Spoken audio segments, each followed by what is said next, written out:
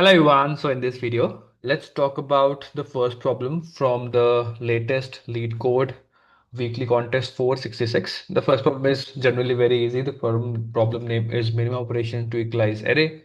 As you can see, you are given integer array nums of length n.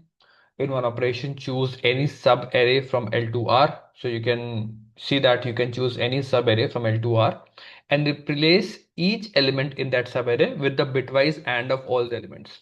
So you can choose any sub array like a continuous array, a smaller array in this bigger array, such that you will do a bitwise AND of all the elements and replace all those elements with the bitwise AND that you can calculate it. So let's assume take this, if I take the bitwise AND of both of them, if I make this array and take a sub array of both the elements, I will take the bitwise AND of both the elements, and whatever is the bitwise AND that will come out, I will make all the elements which are selected equal to the bitwise AND of all the elements.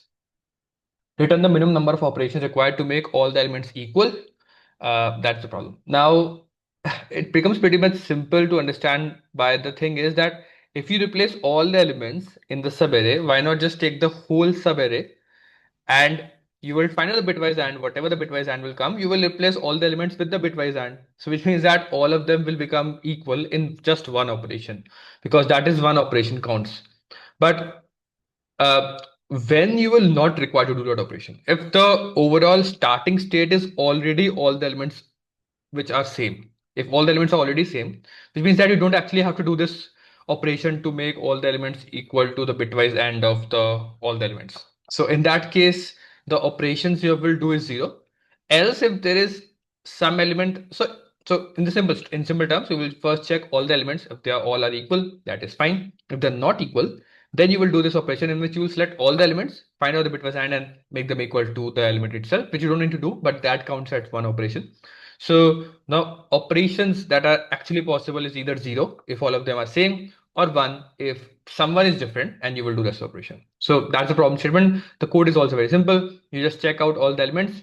If any element is not equal to any other element, as you can see, I'm checking every consecutive elements. If every element is equal, then that is fine. The answer will be zero. If any element we find out that it is not equal, then we return one, because one is the operation that is required to make every element equal. And that's the particular problem. Nothing much difficult, even the constraints are very small, and nothing much difficult at all in this problem. So that is the particular problem. And as you can see, the solution is also in O of n. And yeah, that is the complete logic and the code part for this particular problem. If you still have any doubts, you can mention in the comment box of this particular video. I know that it is pretty much simple only. I will see you in the next one. Keep coding and bye.